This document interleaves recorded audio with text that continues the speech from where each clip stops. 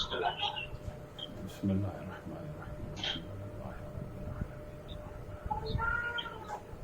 إياك نعبد وإياك نستعين اهدنا الصراط المستقيم صراط الذين أنعمت عليهم غير المغضوب عليهم ولا الضالين اللهم صل على محمد وعلى آل محمد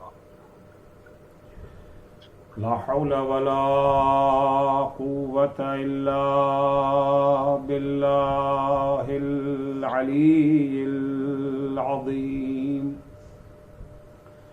أعوذ بالله من الشيطان اللعين الرجيم بسم الله الرحمن الرحيم الحمد لله والصلاة والسلام على رسول الله وعلى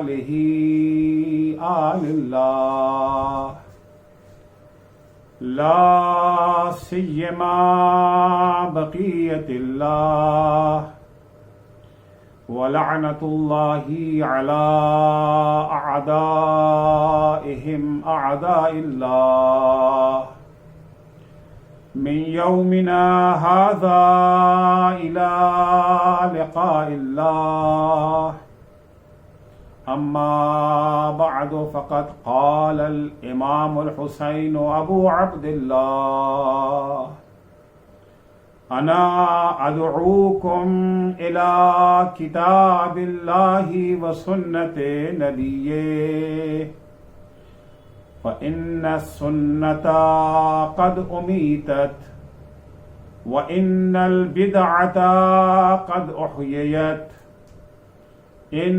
تسمعوا قولي وتطيعوا أمري أهديكم سبيل الرشاد. عاشقان اہل بیت اطہار، اللهم صل على محمد وعلى محمد. محبان سید الشہداء، فدائیان اسلام، عزاداران امام حسین علیہ السلام، آج محرم کی پہلی شب ہے. محرم باطل پر حق کی کامیابی کا مہینہ ہے. یہ وہ مہینہ ہے جب مٹھی بھر افراد، مٹھی بھر خدا پرست افراد، خدا پر بھروسہ اور اعتماد رکھنے والے افراد ہزاروں کے لشکر پر غالب آ گئے. یہ وہ مہینہ ہے جس مہینے میں خون نے شمشیر کو شکست دے دی، خون شمشیر پر غالب آ گیا. یہ مہینہ عقل اور جذبات کا مہینہ ہے. امام حسین علیہ السلام سے قلبی اور عملی تعلق کا مہینہ ہے. یہ وہ مہینہ ہے جس میں شیعوں کو یہ فخر حاصل ہے کہ وہ حسینی مجلسوں میں حصہ لیتے ہیں، امام حسین علیہ السلام کی تعلیمات سے فیضیاب ہوتے ہیں اور حسینی تربیت کے سائے میں پروان چڑھتے ہیں. یہ مجلسیں در حقیقت حسینی تربیت گاہ ہیں، جہاں توحید و عدل کا سبق دیا جاتا ہے، جہاں عشق خدا سے آشنا کیا جاتا ہے، جہاں اخلاق و انسانیت کی بالادستی سکھائی جاتی ہے، جہاں عظمت دین کا احساس دلایا جاتا ہے، جہاں بقائے دین کے لیے اپنا سب کچھ قربان کرنے کی مشق کرائی جاتی ہے. عزیزو، ہم شیعوں کا سب سے بڑا سرمایہ اور سب سے بڑا افتخار اور ہماری بقا کا سب سے بڑا راز یہی محرم، عاشور اور کربلا ہے. ہم اگر زندہ ہیں تو اس کا سبب عشق حسین ہے، امام حسین علیہ السلام سے گہرا لگاؤ ہے. یہ عزاداری، یہ کربلا، یہ عاشور، کتنی اس کی اہمیت ہے اگر اس کا اندازہ لگانا چاہتے ہیں تو یہ واقعہ اسے ثابت کرنے کے لیے کافی ہے. سن 1986 جس وقت ایران اور عراق کی جنگ اپنے شباب پر تھی، ایرانی سرزمین پر صدام کے حملے کو 6 سال گزر چکے تھے. ایرانی افواج نے اپنی ابتدائی شکست اور ہزیمت کے بعد بڑی تیزی کے ساتھ ایرانی فوجیں آگے بڑھ رہی تھیں.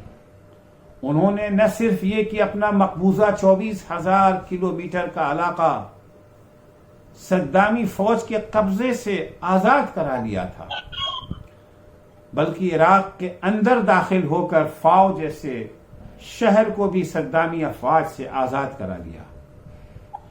تمام سامراجی طاقتوں کی بھرپور حمایت کے باوجود صدام حسین کو منہ کی کھانی پڑ رہی تھی. دنیا کے لیے بڑی حیرت کی بات تھی جس صدام حسین کو 37 ممالک اپنی حمایت کھلم کھلا حمایت دے رہے تھے. اخلاقی حمایت، سیاسی حمایت، فوجی حمایت، مالی حمایت، ہر طرح کی حمایت. اور ابتدائی ان کا اندازہ یہ تھا کہ 3 دنوں کے اندر اندر تہران پر قبضہ ہو جائے گا اور اسلامی نظام نیست و نابود ہو جائے گا. 6 سال گزر جانے کے بعد نہ صرف یہ کہ تہران پہ قبضہ نہ ہوا بلکہ 1 انچ زمین بھی اس کی دشمن کے قبضے میں باقی نہ رہی. بڑا حیرت کا مقام تھا. کیا ہو گیا؟ سبب کیا ہے؟ اس کا راز کیا ہے؟ اسرائیل نے یروشلم میں اس حقیقت کو سمجھنے کے لیے ایک کانفرنس بلائی جس کا عنوان تھا حقیقت شیعہ. اس کانفرنس میں جاپانی نسل سے تعلق رکھنے والے امریکی دانشور فوکویاما نے اپنا مقالہ پیش کیا. اگرچہ ان کا مقصد شیعہ دشمنوں کو فائدہ پہنچانا تھا، لیکن وہ بڑا بامانہ جملہ کہے گئے. بہت ہی حقیقت پسندانہ تجزیہ کیا انہوں نے. فوکویاما کہتے ہیں شیعہ ایک ایسا پرندہ ہے کہ ایران شیعہ ہے. شیعہ ایک ایسا پرندہ ہے جس کی پرواز کا افق ہماری دسترس اور ہماری رینج سے باہر ہے. ہم اس پرندے کو شکار نہیں کر سکتے، اس کا نشانہ نہیں لگا سکتے، یہ ہمارے نشانے سے پرے ہے. وہ کہتے ہیں کہ شیعوں کے پاس وہ پرندہ ہے جس کے 2 پر ہیں. شیعہ وہ پرندہ ہے جس کے 2 پر ہیں اور ایک ذرا اس کے پاس ہے. اس کا ایک پر سبز ہے اور دوسرا پر سرخ ہے. اس کے سرخ پر کا نام عاشور ہے، کربلا ہے، اور سبز پر کا نام ظہور امام زمانہ عجل اللہ تعالی فرجہ الشریف کا انتظار ہے. اور اس کی ذرا ولایت سے وابستگی ہے. ایک پر اس کا جو ہے وہ کربلا اور عاشور ہے، دوسرا پر انتظار ہے، اور تیسری چیز جو ذرا کی حیثیت رکھتی ہے وہ ہے ولایت سے وابستگی. شیعہ اپنی زندگی ولایت کے زیر سایہ بسر کرتا ہے. اگر وہ فقیہ کی ولایت کا قائل ہے تو اس کا سبب یہ ہے کہ وہ امام معصوم کی ولایت کا قائل ہے. فوکویاما کے بقول شیعوں کی عظمت و طاقت کا سرچشمہ یہی 3 چیزیں ہیں: عاشور و کربلا، انتظار ظہور اور ولایت سے وابستگی. عاشور کی وجہ سے شیعہ امر ہو گیا، زندہ جاوید ہو گیا، فنا ناپذیر ہو گیا. کیونکہ عاشور ہر سال آتا ہے.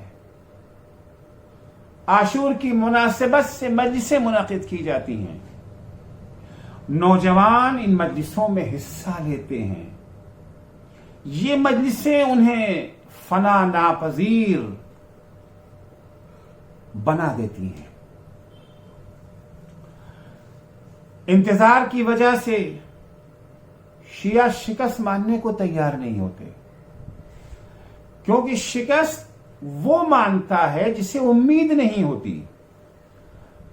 مایوسی کا شکار انسان ہی شکست ماننے کو تیار ہوتا ہے، لیکن جسے امید ہوتی ہے وہ کبھی ہار نہیں مانتا. چاہے حالات کتنے ہی خطرناک ہو، دشمن کتنے ہی قوی کیوں نہ ہو، مشکلیں کتنی ہی زیادہ کیوں نہ ہو، شیعوں کو اس بات کی امید ہے کہ ایک دن ان پر ہونے والے مظالم کا بدلہ لیا جائے گا، انہیں انصاف ملے گا اور حق کا بول بالا ہوگا. یہی انتظار و امید انہیں ظلم کے آگے گھٹنے ٹیکنے، باطل کے سامنے سر جھکانے نہیں دیتا، اور انہیں میدان میں ڈٹے رہنے کا حوصلہ دیتا ہے. تیسری چیز جس نے انہیں سیسا پلائی ہوئی دیوار بنا دیا ہے، سیسا پلائی ہوئی دیوار کی طرح مستحکم اور مضبوط بنا دیا ہے، جس میں کسی قسم کے رکھنے کی کوئی گنجائش باقی نہیں بچی ہے، وہ ولایت سے عشق اور وابستگی ہے. اس دانشور نے اسرائیلی کانفرنس میں یہ اعلان کیا، اگر شیعوں کو صفحہ ہستی سے مٹانا چاہتے ہیں، اگر شیعوں کو ختم کرنا چاہتے ہیں، شیعوں کو گھٹنا ٹیکنے پر اگر مجبور کرنا چاہتے ہیں،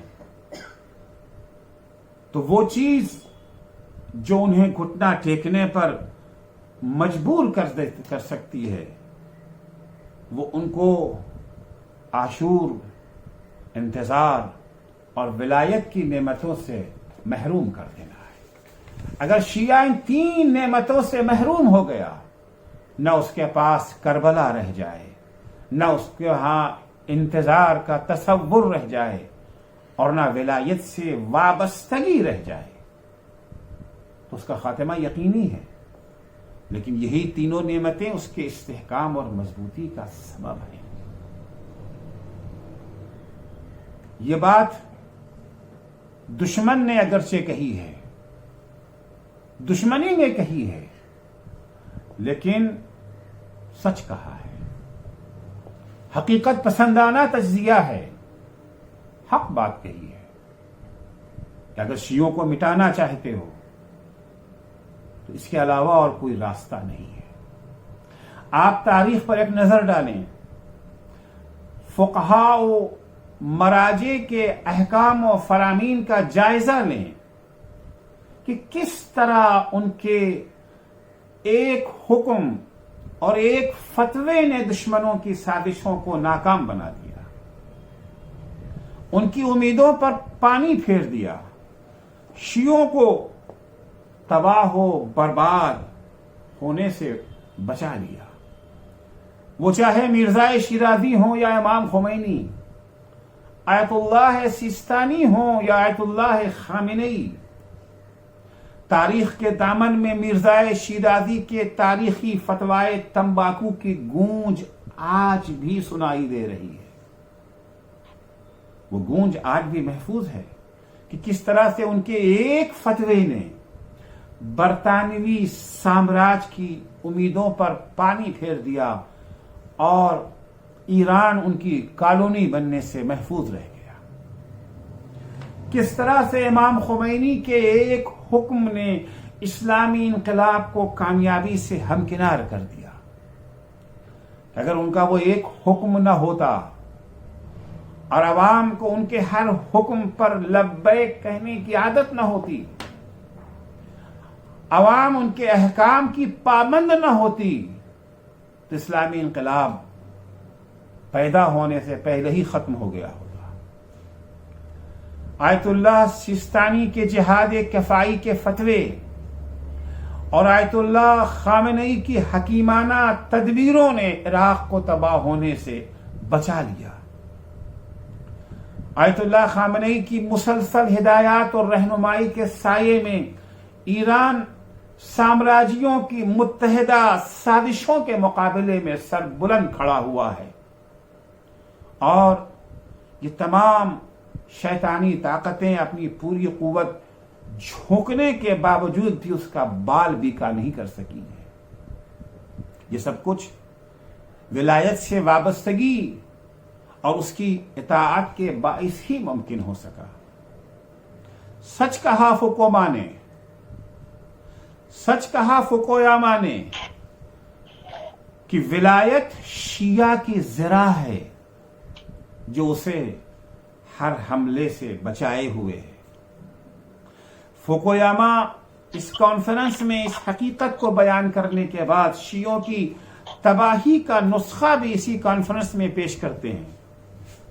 وہ کہتے ہیں شیعوں سے نپٹنے کا ایک ہی راستہ ہے، اور وہ یہ ہے کہ کسی طرح شیعوں کو ان تینوں نعمتوں سے محروم کر دیا جائے، اور اس کا آغاز تیسری نعمت سے کیا جائے، یعنی سب سے پہلے انہیں ولایت کی اطاعت سے دور کر دیا جائے، فقہاء و مراجع سے متنفر کر کے انہیں آرام پسندی، لگژریت اور عیش و عشرت کا رسیہ بنا دیا جائے۔ پھر وہ رفتہ رفتہ انتظار و عاشور و کربلا سے بھی کنارہ کش ہو جائیں گے۔ سوال یہاں یہ ہوتا ہے کہ کیا عاشور، انتظار اور ولایت کے درمیان واقعاً کوئی رشتہ ہے، کوئی رابطہ ہے، کوئی تعلق ہے، یا یہ صرف فوکویاما کے ذہن کی اپج ہے؟ کیا ہماری احادیث و روایات میں بھی ان کے درمیان کوئی ربط و تعلق بیان ہوا ہے؟ جی ہاں، جب ہم احادیث اور روایات کا جائزہ لیتے ہیں، ان کے مطالعے سے ہمیں ان تینوں کے درمیان قریبی تعلق کی جانب رہنمائی ہوتی ہے۔ حدیثوں سے پتہ چلتا ہے کہ عاشور اور امام زمانہ کے ظہور کے درمیان بہت گہرا رشتہ ہے۔ امام زمانہ کا کربلا سے بڑا قریبی تعلق ہے۔ سورہ اسراء آیت 33 میں ارشاد ہوتا ہے وَلَا تَقْتُلُوا النَّفْسَ الَّتِي حَرَّمَ اللَّهُ إِلَّا بِالْحَقِّ وَمَنْ قُتِلَ مَظْلُومًا فَقَدْ جَعَلْنَا لِوَلِيِّهِ سُلْطَانًا فَلَا يُسْرِفْ فِي الْقَتْلِ إِنَّهُ كَانَ مَنْصُورًا۔ اس آیت میں 3 نقطے بیان ہوئے ہیں۔ پہلا نقطہ یہ ہے کہ کسی شخص کو مظلومیت کے ساتھ قتل کر دیا گیا۔ کوئی شخص مظلوم کے خون ناحق کا بدلہ لینا چاہتا ہے اور اسے بدلے کا حق اور اختیار دیا گیا ہے۔ تیسرا نقطہ یہ ہے کہ انتقام لینے والے کی اللہ کی جانب سے نصرت اور مدد کی جائے گی، وہ منصور ہے خدا کی طرف سے۔ اس آیت کا ایک ظاہری معنی ہے اور ایک باطنی۔ خود ظاہری معنی یہی ہے کہ کسی نے بلا وجہ کسی کو قتل کر دیا ہے، اس کے ورثہ عدالت میں شکایت کرتے ہیں، عدالت انہیں قصاص کا حق دیتی ہے اور وہ قصاص لینے میں اس کی مدد بھی کرتی ہے۔ لیکن اس کا ایک باطنی معنی بھی ہے۔ باطنی معنی کی طرف حدیث میں اشارہ ہوا ہے کہ باطنی معنی کیا ہے۔ حدیث میں ہے کہ نزلت هذه الآیہ فی الحسین علیہ السلام، در حقیقت یہ آیت امام حسین علیہ السلام کے سلسلے میں نازل ہوئی ہے۔ یاد رہے کہ یہ آیت نزول قرآن کی تکمیل کے 50 سال بعد نازل نہیں ہوئی ہے۔ آیت کے قرآن کے مکمل ہونے کے، نزول قرآن کی تکمیل کے 50 سال بعد امام حسین علیہ السلام شہید ہوئے ہیں۔ ایسا نہیں کہ یہ آیت عاشور کے دن نازل ہوئی ہو، نہیں، آیت امام حسین کی شہادت سے پہلے نازل ہو چکی ہے، لیکن یہ آیت امام حسین کے سلسلے میں نازل ہوئی ہے۔ امام حسین علیہ السلام کو آیت کے نازل ہونے سے پہلے ہی مظلومیت کے ساتھ قتل کر دیا گیا تھا، لیکن آیت یہ خبر دے رہی ہے کہ کیسی ہستی آئے گی جسے مظلومیت کے ساتھ قتل کیا گیا، جسے مظلومیت کے ساتھ قتل کیا گیا اس کا نام حسین ہے، اور وہ ولی من قتل مظلوما فقط جعلنا لولیہ سلطانہ، جو مظلومیت کے ساتھ قتل کر دیا جائے۔ مظلومیت کے ساتھ کون قتل کیا گیا؟ مظلومیت کے ساتھ امام حسین قتل کیے گئے، اس کی طرف اشارہ ہے۔ وہ ولی کون ہے جسے انتقام کا حق دیا گیا ہے؟ جو خدا کی طرف سے منصور بھی ہوگا، وہ ولی جو خون حسین کا انتقام لے گا اور خدا کی طرف سے منصور ہے، وہ امام زمانہ عجل اللہ تعالی فرجہ الشریف ہیں۔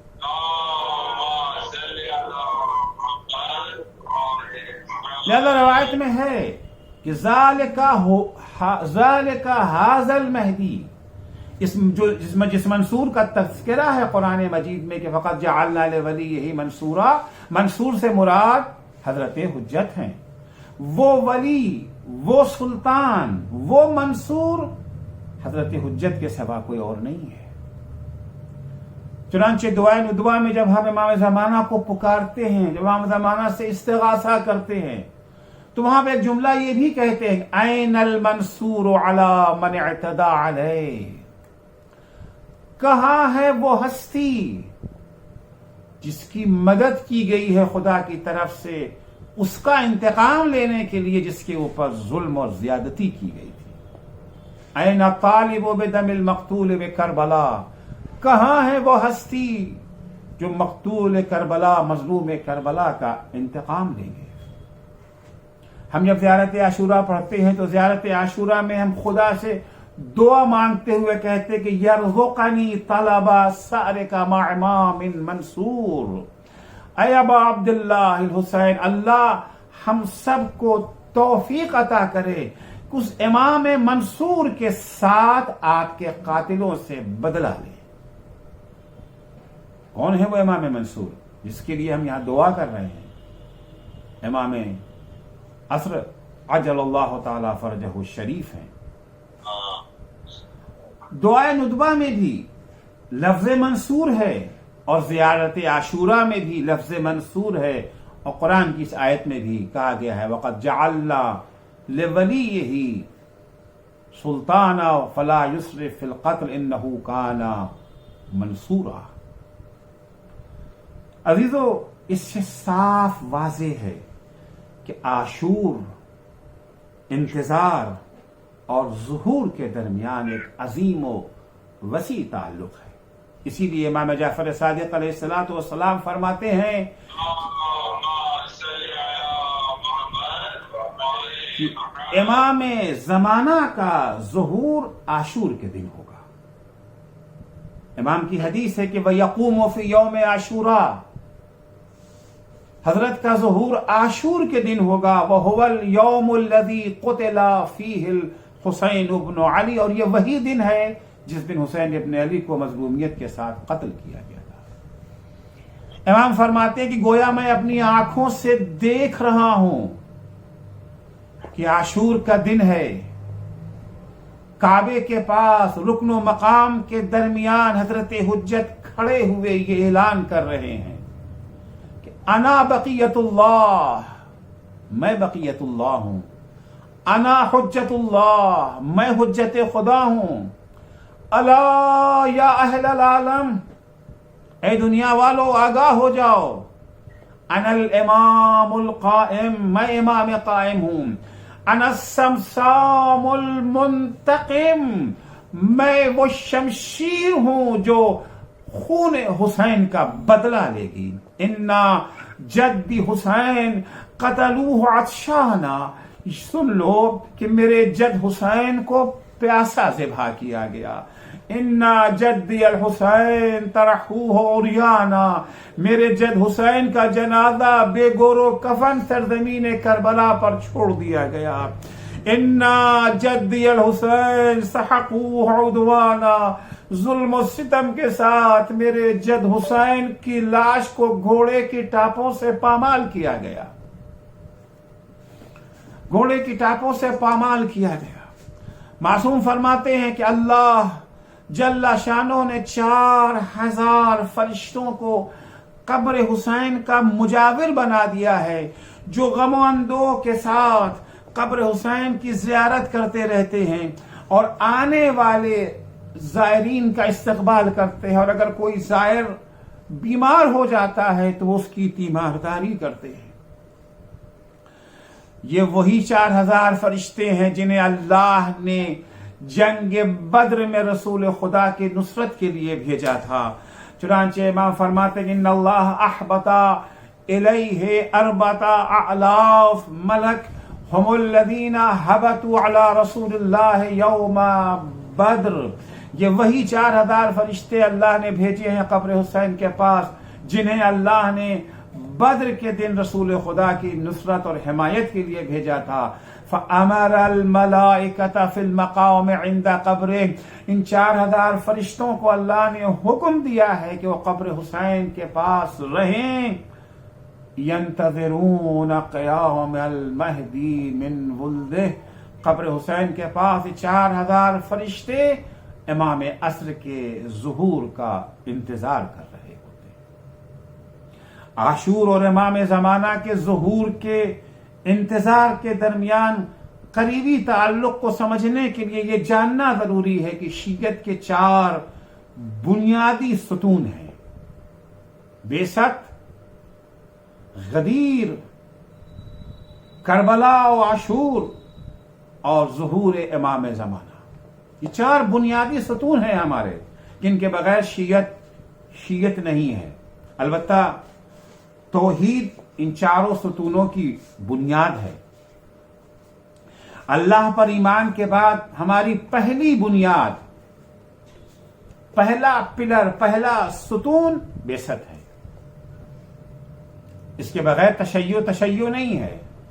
چنانچہ آل عمران آیت 164 میں ارشاد ہوتا ہے لقد من اللہ علی المؤمنین اذ بعث فیہم رسولا من انفسہم یتلو علیہم آیاتہ ویزکیہم ویعلمہم الکتاب والحکمہ وان کانوا من قبل لفی ضلال مبین۔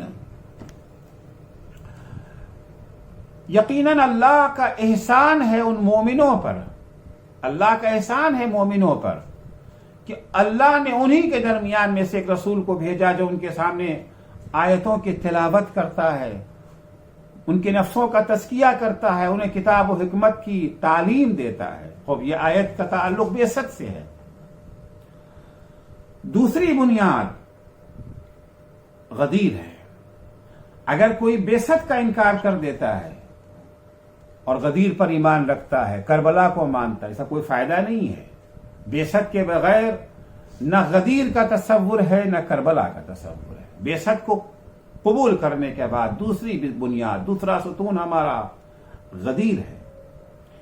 غدیر کے بغیر بعثت پر ایمان کا کوئی فائدہ نہیں۔ بعثت کو تو مانتا ہے، نبی کی نبوت پر ایمان رکھتا ہے، مگر غدیر کو نہیں مانتا۔ اس بعثت کا کوئی فائدہ نہیں ہے۔ نبوت پر اس ایمان کا کوئی اثر نہیں ہے، کوئی خاصیت نہیں ہے۔ میں نہیں کہتا، خود قرآن کہہ رہا ہے۔ جس وقت غدیر میں وہ آیت نازل ہوئی ہے اعلان ولایت کے سلسلے میں کہ یا ایھا الرسول بلغ ما انزل الیک من ربک وان لم تفعل فما بلغت رسالتہ، اے میرے حبیب ولایت کے سلسلے میں جو پیغام آپ تک آ چکا ہے اس کا بھی اعلان کر دیجئے، لوگوں تک پہنچا دیجئے۔ اگر آپ نے یہ کام نہ کیا، اگر آپ نے ولایت و امامت کا اعلان نہ کیا تو گویا آپ نے کچھ کیے ہی نہیں۔ نبوت کا سارا کام، ساری زحمتیں سب رائے گاں، سب بیکار۔ فما بلغت رسالتہ، اس کا مطلب ہے کہ غدیر میں اور بعثت میں اتنا قریبی تعلق ہے، اگر غدیر کو نہ مانا گیا تو بعثت بیکار ہے، کوئی فائدہ نہیں ہے اس کا، رائے گاں چلی جائے گی۔ یہ کوئی فرعی مسئلہ نہیں ہے، غدیر کوئی فرعی مسئلہ نہیں ہے، ورنہ اللہ جل شانو اس لب و لہجے میں اپنے حبیب سے خطاب نہ کرتا کہ اگر آپ نے یہ پیغام نہ پہنچایا تو کچھ نہیں کیا، سب بیکار، سب رہے گا۔ شیعت کی تیسری بنیاد کا نام عاشور و کربلا ہے۔ امام حسین علیہ السلام نے سفر کربلا کے دوران جو خطوط لکھے ہیں ان میں بعثت کا بھی ذکر ہے اور امامت کا بھی تذکرہ ہے، یعنی بعثت کا ذکر بھی ہے اور غدیر کا ذکر بھی ہے۔ امامت یعنی غدیر، غدیر یعنی امامت۔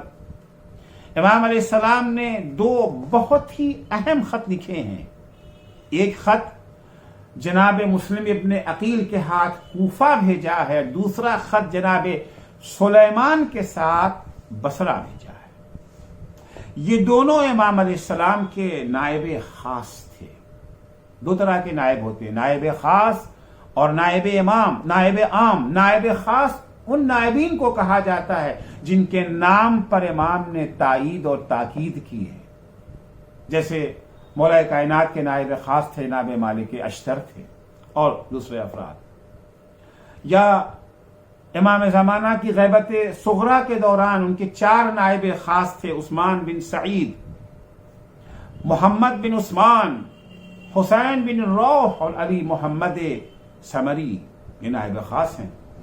اور نائبین عام وہ ہیں جن کا نام تو امام نے بیان نہیں کیا، ان کے نام کی تائید و تاکید نہیں کی ہے، ہاں ان کے صفات ضرور بیان کیے ہیں۔ صفات بیان کرنے کے بعد ان کی اطاعت و پیروی کا حکم دیا ہے، اس عنوان سے جن کا حکم ہمارا حکم ہے۔ آج زمانے غیبت کبریٰ میں کوئی نائب خاص نہیں ہے۔ اگر کوئی دعویٰ کرتا ہے، نیابت خاصہ کا دعویٰ کرتا ہے، جو جھوٹا ہے، اور روایات میں ہمیں حکم دیا گیا ہے کہ ایسے افراد کو جھوٹا کہو، تکذیب کرو، ان کی فکذبوہ، جھٹلا دو ان کو۔ اور امام حسین علیہ السلام نے 2 نائب خاص مقرر فرمائے تھے اور دونوں شہید کر دیے گئے، کوفے میں جناب مسلم ابن عقیل اور بصرے میں جناب سلیمان۔ جناب مسلم کو بھی ابن زیاد نے شہید کیا، جناب سلیمان کو بھی ابن زیاد نے شہید کیا، کیونکہ اس وقت جناب سلیمان بصرہ پہنچے ہیں، اس وقت ابن زیاد بصرے ہی میں تھا، کیونکہ ابن زیاد کو دونوں اسٹیٹ کی یہ جو ہے وہ گورنری دی گئی تھی، بصرے کی بھی اور کوفے کی بھی۔ جس وقت ابن زیاد بصرے میں تھا، امام حسین علیہ السلام نے سلیمان کو اپنا نائب خاص بنا کر بصرے کے سربراہوں کے نام خط بھیجا تھا، لیکن انہی سربراہوں میں سے ایک سربراہ منذر بن جارود نے خیانت کرتے ہوئے ابن زیاد سے شکایت کر دی، انہیں گرفتار کروا دیا اور ابن زیاد نے انہیں تخت دار پر لٹکا کر کے ان کی زندگی کا خاتمہ کر دیا۔ بصرے والوں کے نام خط میں امام حسین نے بعثت و نبوت پر روشنی ڈالی ہے، اور کوفے والوں کے نام خط میں امام حسین نے غدیر اور امامت پر روشنی ڈالی ہے۔ بصرے والوں کے نام خط میں لکھتے ہیں کہ انا ادعوکم الی کتاب اللہ و سنت نبیہ، میں تمہیں دعوت دے رہا ہوں اللہ کی کتاب قرآن کی طرف اور اس کے نبی کی سنت کی طرف۔ قرآن کب نازل ہوا؟ آغاز نزول قرآن کب تھا؟ بعثت کا پہلا دن، بعثت کا آغاز اور نزول قرآن کا آغاز ایک ساتھ ہے، یعنی نزول قرآن یعنی بعثت، نزول قرآن یعنی آغاز بعثت۔ امام حسین فرماتے ہیں میں تمہیں اللہ کی کتاب کی طرف دعوت دیتا ہوں، یعنی پیغام بعثت کی طرف تمہیں دعوت دیتا ہوں۔ امام اپنی خط کے ذریعے لوگوں کو بعثت کی یاد دلا رہے ہیں، وہ سنت نبی، یہ تمہارے اپنے اللہ کے نبی کی سنت کی طرف تمہیں دعوت دے رہا ہوں، یعنی اللہ نے جو بھیجا جسے نبی بنایا ہے بعثت کے دن، تو بعثت کی یاد دلا رہے۔ پھر امام فرماتے ہیں فَإِنَّ السُّنَّةَ قَدْ أُمِيتَتْ، سنت پیغمبر کو دفن کیا جا چکا ہے، مردہ ہو چکی ہے، اسے مردہ بنایا جا چکا ہے۔ شراب خاروں کو، بے نمازیوں کو، قاتلوں کو، سفاکوں کو مسلمانوں کا حاکم بنانا رسول خدا کی سنت نہیں تھی۔ فَإِنَّ السُّنَّةَ قَدْ أُمِيتَتْ وَإِنَّ الْبِدْعَةَ قَدْ أُحْيِيَتْ، سنت کو مردہ بنا دیا گیا ہے، بدعت کو زندہ کر دیا گیا ہے، بدعت کو رائج کر دیا گیا ہے۔ ان تسمعوا قولی وتطیعوا امری، اگر تم لوگ میری بات کو سنو گے، میرے احکام اور فرامین کی اطاعت کرو گے، اہدیکم سبیل الرشاد، میں تمہیں ترقی و رشد و ہدایت کے راستے کی طرف میں تمہیں لے جاؤں گا، میں دوبارہ بعثت کو زندہ کر دوں گا۔ کوفے والوں کے نام خط میں آپ نے تحریر فرمایا ہے، فَلَعُمْرِي مَا الْإِمَامِ إِلَّا الْحَاكِمُ بِالْكِتَابِ، میری جان کی قسم حاکم صرف وہی ہو سکتا ہے جو کتاب خدا کے مطابق حکومت کرے، القائم بالقسط، جو عدل و انصاف کو قائم کرے، الدائم بدین الحق، دین حق کا پابند ہو جائے، الحابس نفسہ علی ذات اللہ، اپنی ذات کو خدا کے لیے وقف کر دے۔ عزیزو، بعثت پیغام توحید ہے، غدیر تکمیل بعثت ہے، اور عاشور بعثت و غدیر کا احیاء ہے، کیونکہ رسول خدا کی رحلت کے 50 سال بعد لوگ عملاً بعثت کو بھی بھلا چکے تھے اور غدیر کو بھی فراموش کر چکے تھے۔ اگر غدیر کو بھولے نہ ہوتے تو وہ امام جس کی امامت کی بنیاد غدیر میں رکھی گئی ہے، جو حجت خدا ہے، اس کے قتل پر لوگ آمادہ نہ ہوتے۔ بعثت کو بھی بھول چکے تھے، ورنہ جسے پیغمبر نے جنت کے جوانوں کا سردار قرار دیا تھا، جسے حسین منی کہہ کر اپنی ذات، اپنی رسالت کا جزء قرار دیا تھا، اس کا سر تن سے جدا کرنے پر کمر بستہ نہ ہوتے۔ عاشور نے بعثت و غدیر دونوں کو زندہ تو ضرور کر دیا، لیکن بعثت و غدیر کا مقصد پائے تکمیل تک پہنچ نہ سکا۔ بعثت کا مقصد کیا تھا؟ کیوں پیغمبر کو اللہ نے بھیجا تھا؟ خود قرآن کہتا ہے سورہ حدید میں، لِيَقُومَ النَّاسُ بِالْقِسْطِ، مقصد بعثت، انبیاء کے آنے کا مقصد سماج میں عدل و انصاف قائم کرنا ہے۔ انبیاء کے آنے کا مقصد اسلام کی بالادستی ہے۔ قرآن میں ارشاد ہوتا ہے، هُوَ الَّذِي أَرْسَلَ رَسُولَهُ بِالْهُدَى وَدِينِ الْحَقِّ، اللہ وہی ہے جس نے اپنے رسول کو ہدایت اور دین حق دے کر کے بھیجا۔ کاہے کے لیے؟ لِيُظْهِرَهُ عَلَى الدِّينِ كُلِّهِ، تاکہ تمام ادیان پر اس کی بالادستی قائم ہو سکے، وَلَوْ كَرِهَ الْمُشْرِكُونَ، چاہے اس کی بالادستی مشرکوں کو ناپسند ہی کیوں نہ ہو۔ انبیاء کے آنے کا ایک اور مقصد کیا تھا؟ کہ لوگ اللہ کی عبادت کریں اور طاغوت سے دوری اختیار کریں۔ قرآن مجید میں ارشاد ہوتا ہے کہ لَقَدْ بَعَثْنَا فِي كُلِّ أُمَّةٍ رَسُولًا، ہم نے ہر قوم میں ایک رسول بھیجا، کاہے کے لیے؟ أَنِ اعْبُدُوا اللَّهَ وَاجْتَنِبُوا الطَّاغُوتَ، یہ پیغام دینے کے لیے کہ اللہ کی عبادت کرو اور طاغوت سے دوری اختیار کرو۔ آج کے حالات کیا ہیں؟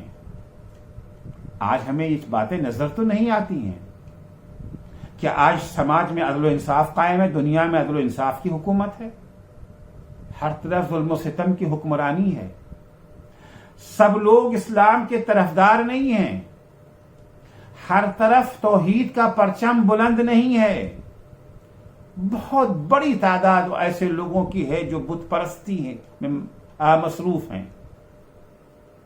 اس کا مطلب ہے کہ بعثت کا مقصد، غدیر کا مقصد پائے تکمیل کو نہیں پہنچ سکا ہے۔ پائے تکمیل تک تب پہنچے گا جب امام کا ظہور ہوگا۔ یہ مقصد ظہور امام کے ذریعے پورا ہوگا۔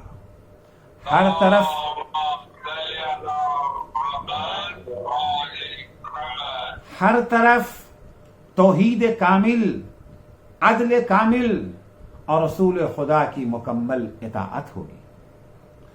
پس بعثت، غدیر، عاشور اور انتظار ظہور، یہ چاروں چیزیں ایک دوسرے سے جڑی ہوئی ہیں۔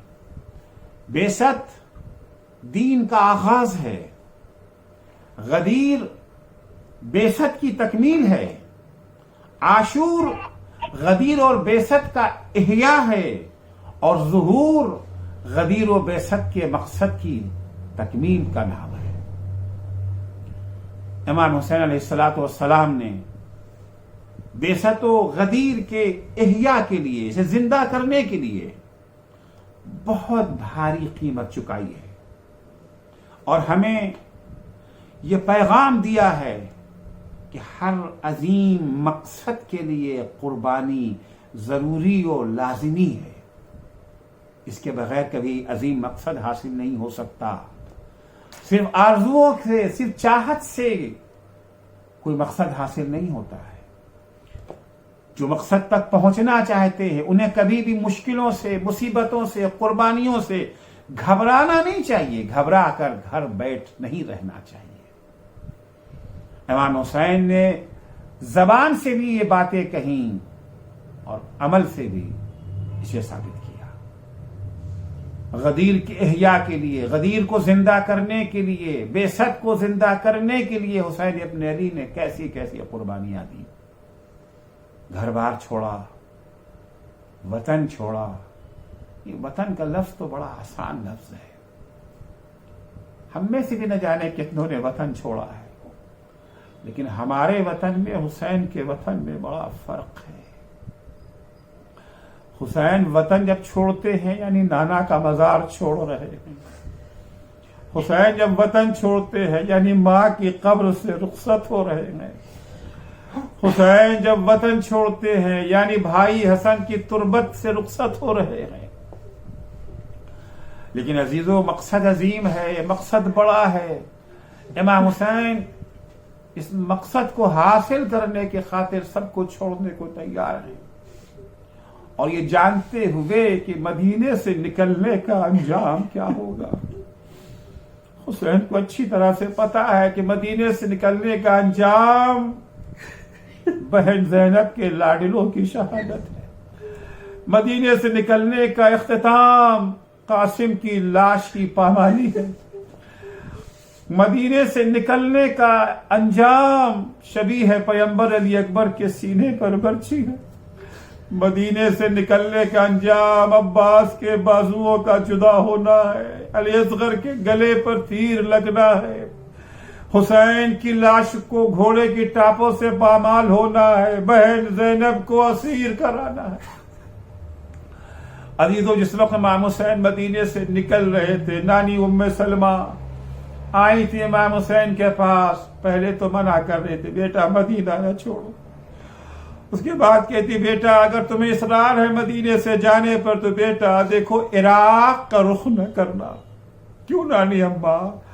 بیٹا میں نے تمہارے نانا سے سنا ہے کہ میرا حسین سرزمین عراق پر 3 دن کا بھوکا پیاسا شہید کیا جائے گا۔ امام حسین کہتے، نانی اماں مجھے معلوم ہے، میں جانتا ہوں نانی اماں کہ آپ اس سرزمین کی زیارت کرنا چاہتی ہیں جہاں آپ کا یہ حسین 3 دن کا بھوکا پیاسا شہید کیا جائے گا۔ جناب ام سلمہ اشتیاق ظاہر کرتی ہیں، ہاں بیٹا تمہارے نانا سے اس جگہ کی زیارت کا بڑا ثواب سنا ہے۔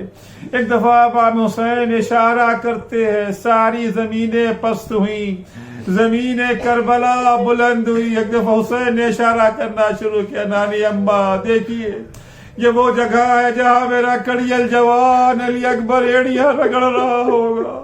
نانی اماں یہ وہ جگہ ہے جہاں میں اپنے اصغر کے لیے پانی مانگ رہا ہوں گا، پانی کے بجائے تیرے سے شعبہ سے میرے بچے کا گلا چھید دیا جائے گا۔ نانی اماں وہ نشیب جو نظر آ رہا ہے یہ وہی جگہ ہے جہاں آپ کا حسین 3 دن کا بھوکا پیاسا ذبح کیا جائے گا۔ اس کے بعد امام حسین نے ایک مٹھی خاک اٹھا کر کے ام سلمہ کو دی، نانی اماں اسے کسی جگہ پہ رکھ دیجئے، جب یہ خون میں تبدیل ہو جائے تو سمجھ لیجئے گا آپ کو حسین مارا گیا۔ ام سلمہ نے ایک شیشے میں اس مٹی کے پاس رکھ دیا جو پیغمبر نے ام سلمہ کو دی تھی۔ عزیزو، رجب کا مہینہ ختم ہو گیا، شعبان رمضان شوال ذیقعدہ ذوالحجہ، یہاں تک کہ محرم کا مہینہ آ گیا، تاریخیں گزرتی گئی، عصر عاشور ہے۔ ام سلمہ کی آنکھ لگ گئی تھوڑی دیر کے لیے، خواب میں کیا دیکھا، رسول خدا آئے ہیں، سر برہنہ ہے، گریبان چاک، سر پہ خاک پڑی ہوئی ہے، تڑپ گئی ام سلمہ، یا رسول اللہ یہ آپ کا کیا عالم ہے؟ کہ ام سلمہ میں کربلا سے آ رہا ہوں، اے ام سلمہ میرا حسین کربلا میں مارا گیا۔ ام سلمہ کی آنکھ کھل گئی، گھبرا کر جو شیشے کے پاس گئی جہاں مٹی رکھی ہوئی تھی، ام سلمہ کیا دیکھی؟ مٹی کی جگہ خون تازہ ابل رہا ہے، ہائے میرا حسین مارا گیا۔ الا لعنت اللہ علی قوم الظالمین وسيعلم الذین ظلموا ای منقلب ینقلبون۔ بار الہ تجھے واسطہ ہے محمد و آل محمد علیہ السلام کا، ہماری مختصر سی عبادت کو قبول فرما۔ معبود صدقے میں اہل بیت اطہار علیہ السلام کے ہمیں توفیق عنایت فرما کہ ہم پیغام کربلا کو سنیں، سمجھیں، اس پر عمل کرنے کی کوشش کریں۔ جس طرح سے سید الشہداء قربانیوں سے نہیں گھبرائے، نہیں ڈرے، حق کے دفاع کے لیے، ہمیں بھی خدایا ایسی ہی توفیق عنایت فرما۔ بار الہ جو بیمار ہے انہیں شفاء کاملہ عنایت فرما، جو پریشان حال ہے ان کی پریشانیوں کو دور فرما۔ بار الہ ساری امت مسلمہ کو بلکہ ساری بشریت کو اس مضی وبا سے محفوظ رکھ۔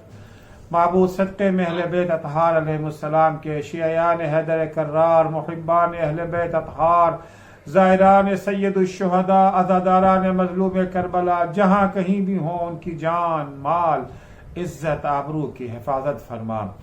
بار الہ مراجع کرام اور رہبر معظم انقلاب اسلامی کی حفاظت فرما۔ امام زمانہ کے ظہور میں تعجیل فرما۔ جب حضرت کا ظہور ہو تو ہمارے اعمال ایسے ہوں کہ ہم ان کے اصحاب و انصار میں شمار ہو سکیں۔ اللہم عجل فی فرج مولانا صاحب الزمان واجعلنا من اعوانہ و انصارہ۔